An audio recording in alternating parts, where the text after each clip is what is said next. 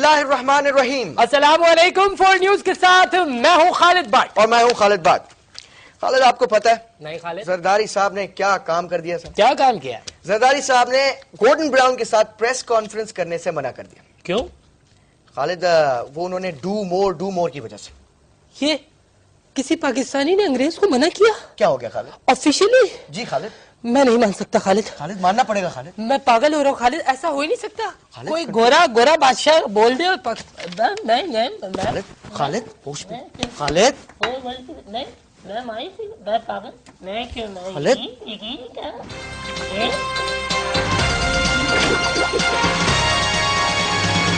और अपनी ही दुनिया के वजीर आजम मौलाना फजलुर रहमान ने कहा है कि तालिबान अगर तरबेला पहुंच गए तो इस्लामाबाद पहुंचने में सिर्फ मरगला की पहाड़ियां ही बचेंगी और हुकूमत के पास तो इतना डीजल भी नहीं कि तालिबान का मुकाबला कर सकें।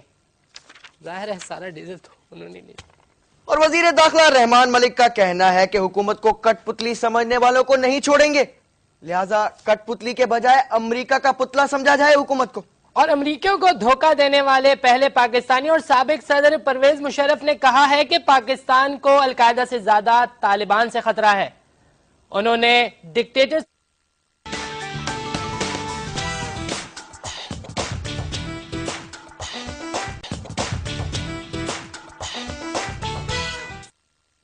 इनकार कर दिया, तहम उन्होंने वन साइडेड ओपिनियन देते हुए कहा कि अगर दोबारा इक्तदार का मौका मिला तो होश से नहीं जाने दूंगा। और आसमान से गिरे खजूर में अटके। जी हां, मुल्क में काबिल लोगों की कमी हो गई। साबिक आईजी पंजाब शौकत जावेद ने पब्लिक सर्विस कमीशन के ओहदे का हलफ उठा लिया।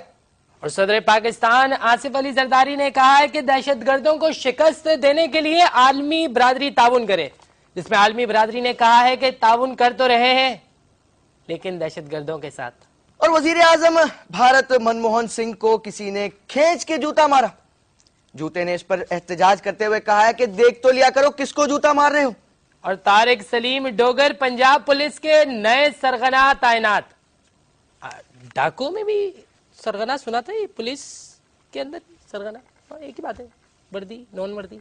और पाकिस्तान ने कहा है कि भारत के एटमी हसासे कमजोर और लागर हाथों में है। उनको गन तो क्या, जूते की नोक पर रखकर उनके हथियारों पर कब्जा किया जा सकता है। और दुनिया भर की सूरत हाल को हमारे रिपोर्टर मटकू किस तरीके से देखते हैं और उस पर क्या तज्जिया करते हैं, देखने के लिए चलते हैं मटकू के पास। Over to you Matku. Welcome.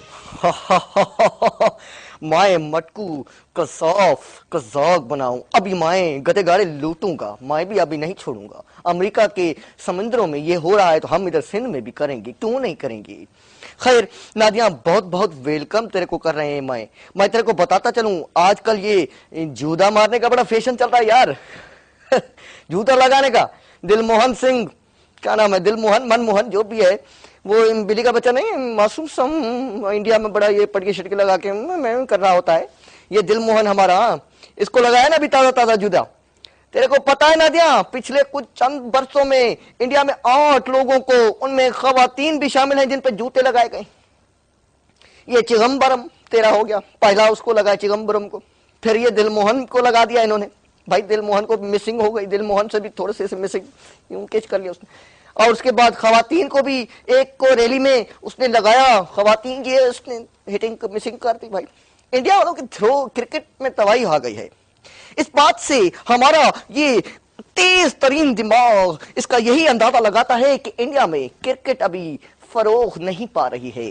अगर फरोग पा रही होती तो किसी एक को तो लगता। आके पाकिस्तान में देखो, कौन कह रहा है कि पाकिस्तान में क्रिकेट फरोग नहीं पा रही? याद नहीं है तेरे को? इतनी जल्दी तू भूल भी गई है? तू भूल गई इतनी जल्दी? हाँ, अरबाब कैसा लगा था? मौत भी नहीं आ जाती नादिया। तू तो खैर, अरबाब को कैसा लगा था? झट्टा एक में होश ठिकाने, चिड़िया ऊपर घूमने, चू चू चू चू चू चू, कैसा ताड़ के खड़ा हुआ यूं जुट करके हो गया। अंदाजा नहीं है तेरे को? इससे पता हो जाता है कि टेलन कहाँ है। इंडिया में, भारत में टेलन है, या हमारे यहाँ पाकिस्तान में क्रिकेट का टेलन है। टेलन मैं तेरे को अभी दिखाता हूं, मैं दिखाता हूं। जब मैं अपना ये कोफरा सांफ वाला, खास कोफरे सांफ की खाल से तैयार शुदा जूता जब मैं किसी को लगाता हूं, तेरे को पता लग जाएगा। इधर तो कैसे लगा है, देखता हूँ। ये क्या कर दिया तूने? तेरे को मैंने पहले ही समझाया था तू नहीं मारेगा, क्यों मार रहा है फिर? तेरे को मौत क्यों नहीं आ जाती? तेजाब कहीं की। और गवर्नर पंजाब सलमान तासीर का कहना है कि बाज अनासर लोगों में बगावत पैदा कर रहे हैं।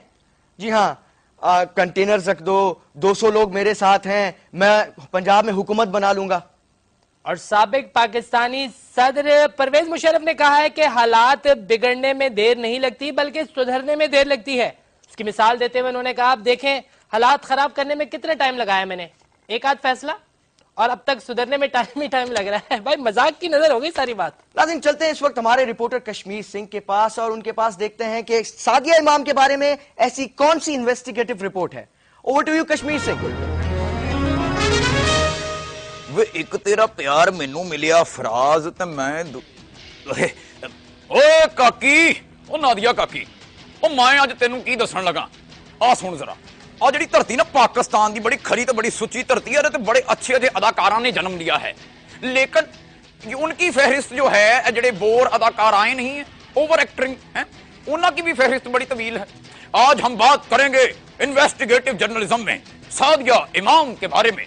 डानस, oh yeah party every night, girls and guys, oh yeah अब ऐसे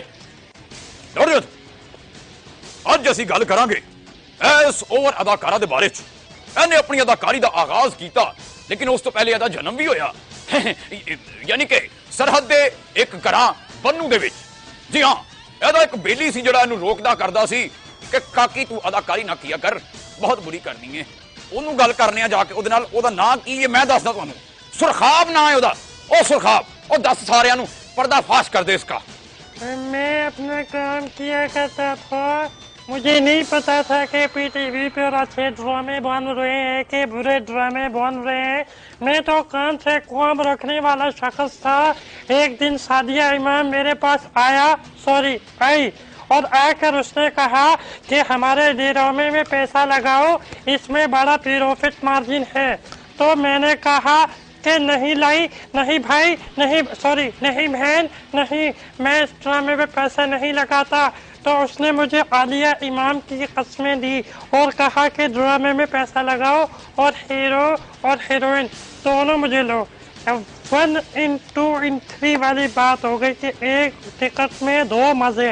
तो हीरो भी वही बन गया तो हीरोइन भी वही, और मेरा पैसा डूब गया। आज मैं पागल हूँ। ओ सुनिया तुसी, ओ तकिया तुसी, सुरखाब की आंदा है। सुरखाब ने हमें बताया कि इस लड़की ने हीरो ते हीरोइन का रोल यकजा करने की कोशिश की थी, और साडी सादिया को पता नहीं किसकी नजर लग गई। कामयाबी तो जैसे उससे रुठ गई, कहीं बहुत दूर चली गई। इसकी परफॉर्मेंस को पता नहीं आसमान निकल गया कि जमीन खा गई। जाने क्या क्या अजाब झेले इस नन्ही कनिया कवारी ने, की बीत गई है। अदाकारी तो कदे भी अच्छी नहीं की थी वैसे, लेकिन कॉल भी है हमारे पास। एने जिन्होंने बदतमीजी की थी उन्होंने सानू फिर सड़ के कॉल करती है। चल के सुनते हैं जरा आपा काजी वाजिद की ये कॉल। जी आपा जी। भाई बहन अस्सलाम वालेकुम के बाद अर्ज है कि मैं बिल्कुल खैरियत से हूँ और आप सबकी खैरियत खुदावंद करीम से नेक मतलूब चाहती हूँ, माफ कीजिएगा। काजी बात कर रही है। सादिया के बारे में यही कहूँगी कि सादिया ने मुझ पर बड़ा प्रेशर डलवाया कि मैं अपने साथ हर ड्रामे में उसे बतौर हीरो कास्ट करूँ, लेकिन चूंकि वो उम्र में मुझसे बड़ा है लिहाजा मैं ऐसा नहीं कर सकती। अब वो अपने गुंडों के थ्रू मुझे धमकियाँ दिलवा रहा है। मैं छुप के कॉल कर रही हूँ। मेरी ये आवाज़ अगर गवर्नमेंट का कोई आदमी सुन रहा है, वजीर आला, गवर्नर, मुझे उसके अजाब से बचाए। कोई आ गया, लेकिन अच्छा आ सुनिया तुसी काजी नू हैं? ओए ओए इन्हें अपने जूनियर अदाकारा के साथ क्या किया? सादिया इमाम बाजी ये क्या कर दिया तुमने? हैं इतना जुल्म। और जब तू अपने जूनियर अदाकाराओं के साथ ये करती हो तो अपने सीनियर्स के साथ तो बहुत बदजबानी से पेश आनी हुई।